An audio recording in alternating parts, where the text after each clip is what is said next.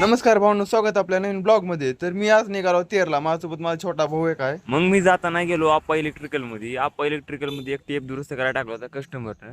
मग ती कस्टमरचा टेप घेऊन निघालो मी डायरेक्ट तेरला. मग जाताना असला नॅशनल हायवे लागला आणि भाऊ काय म्हणला माहिती आहे का, डबल एकदा कॅमेरा चालू कर, मला हातवरी करायचा आहे. बहुत मजा आ रहा है यहाँ पे. मग जाताना बार्शी रोडला डाव्या साईडला लागते जलपरी हॉटेल. ते म्हणतात ना, नका बसू घरी, चला जलपरी. मग त्यांना आम्ही लांबूनच हात केला आणि गेलो पुढे. मुरुड मध्ये ही भाऊ गाठ पडला आणि भाऊ नाचा सुविचार सांगितला.